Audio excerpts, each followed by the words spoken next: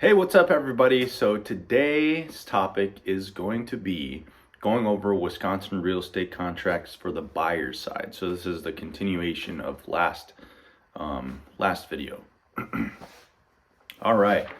So without further ado, the very first contract that you're gonna need when, representing a buyer in the state of Wisconsin is the WB36 Buyer's Agency Tenancy Representation Agreement. Now, what is this? This is your employment contract. What this states is what the range is you're going to be looking at. Any properties that are excluded, such as properties that they've already seen. What's your commission? Typically in Wisconsin right now, as of 2021, is 2% for the buyers. Obviously, it could be anything. It could be negotiated, but typically it's going to be 2% for the buyers, and it's 4% for the sellers or listers. Obviously, both are sellers. You can also do per hour here. And then all the explanations, all the disclosures you got to do, what kind of representation it is, you select that there. Any confidential information that shouldn't be shared.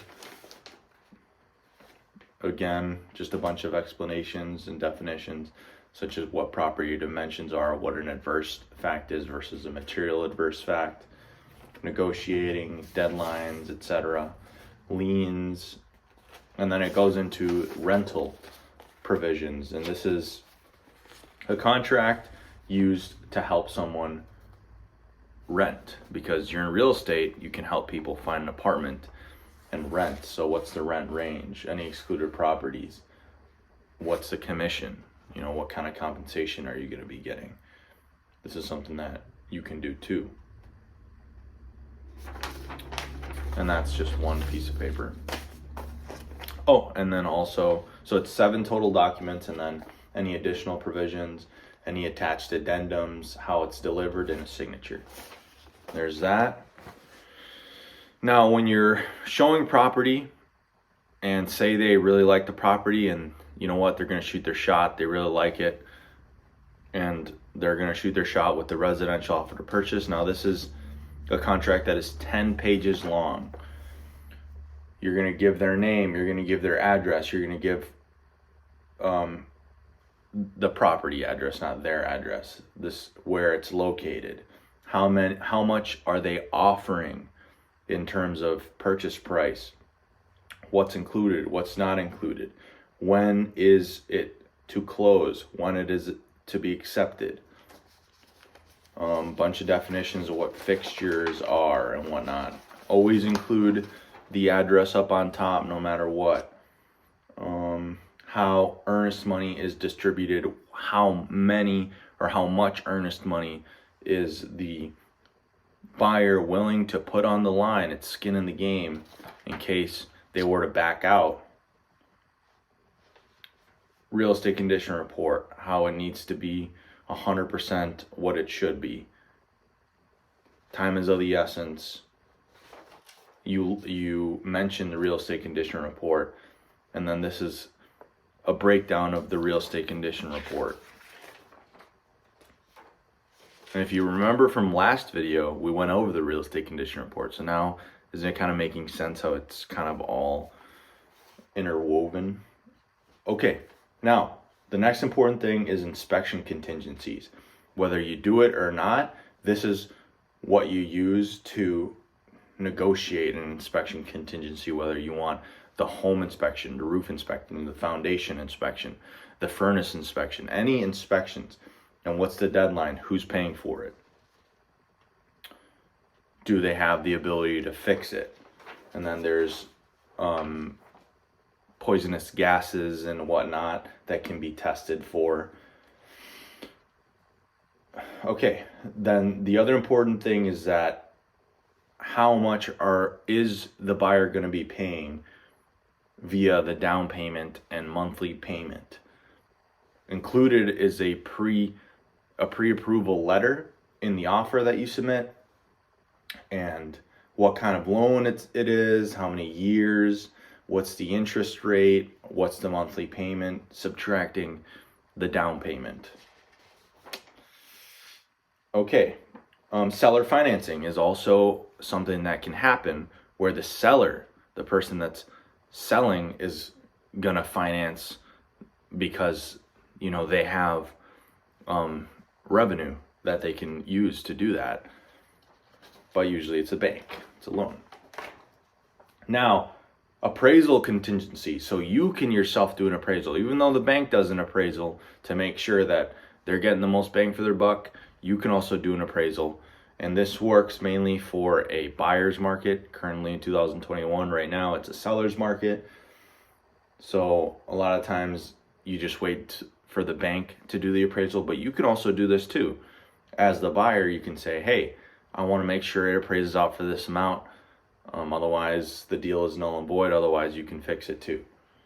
But usually the deal is null and void, but the seller could say, hey, you know what?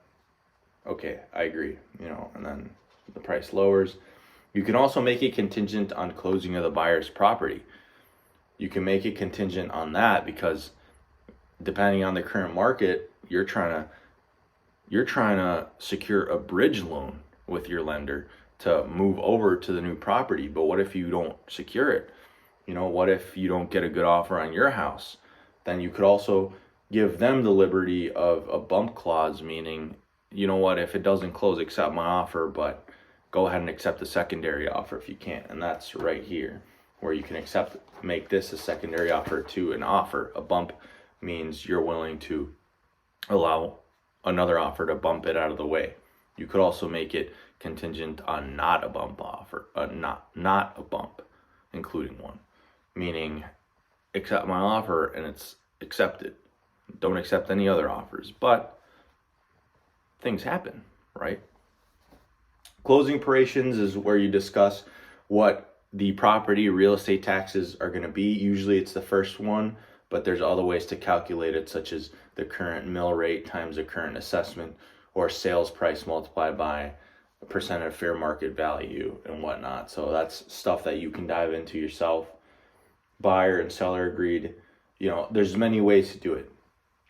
Another party that's involved in the transaction is the title company. Usually the title company is going to be in the same building as maybe the real estate office or even the lender bank office.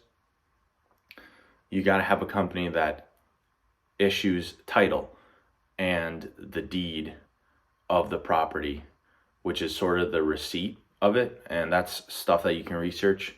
Let me know if you want me to do a video on that.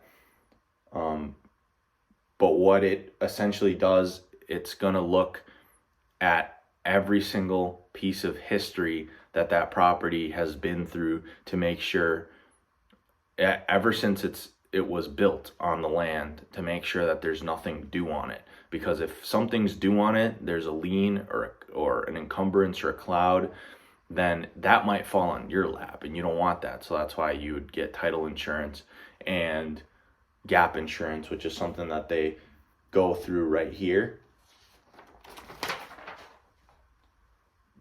Okay, definitions, and if there is some sort of lease on the property, you can also disclose that. A lot more definitions. Foreign Investment Real Property Act, which is an acronym. There's FERPA for that. And then additional provisions and contingencies in this. And you're only going to get this from me, okay? So make sure to subscribe and leave a like and comment. When you do an offer, make sure, if it's a seller's market the way it is now, and there's a lot of competition out there, one thing you can do to make yourself stand out is include a provision that says, hey, guess what? If your house doesn't appraise out via the bank, you're willing to cover a certain amount. So it really depends on what it is, what property it is, where it's located, and how it's compared to other properties. But you can, in terms, sweeten the deal by saying, hey, if it doesn't appraise out, and usually it doesn't appraise out according to my broker, manager, owner of the firm I represent, is sometimes it doesn't appraise out, and most of the time it doesn't. And when it doesn't, you can stand out by saying, hey, guess what? I'm willing to cover X amount of dollars. So I'm willing to cover $5,000 more. I'm willing to cover $10,000 more. I'm willing to cover 15, 20, 25, 30, 35, 40, etc. So what does that mean? When you're ready to go buy a property, make sure you work hard and you save your money and you figure out ways to make more money by providing more value. And that way you can invest it in real estate. Okay, how it's delivered, attached addendums, we're going to go over that now, and a signature. Need signatures from both parties, and if there's a counter offer, you get a signature on that too. Okay, why would you do an addendum A? Not required, but highly recommended, because it has superior language than the language in the residential offer. This one here allows for the buyer or the seller, either buyer obtaining or the seller providing a contingency. And if it comes down to it and you're sued or someone else is sued, you got this that has more language, better language, and so it's always recommended. On top of it, there's other contingencies that the buyer might want to do, and it's all such as zoning, maps and surveys, plot lines, flood plains, seller's contributions, whether you want seller to contribute. Yeah, a lot more, let's just say contingencies. Let's not go over it. Plus I'm also going over the mark. Yep. So usually it's all these documents. So 1, 2, 3, plus a buyer's pre-approval. And you could also do a letter that says why they should consider you. And on top of that, other things, but that's mainly the main meat that you're going to need for writing an offer. So good luck to those out there that are going to be using that and going into the real estate world, or anybody else. I appreciate you guys. Make sure to leave a like and subscribe. Also, my number is 920-944-7597. Reach out if you need any help in regards to real estate or understanding something. And yep, name's Jonathan Del Rosa. That's it. All right. Take care.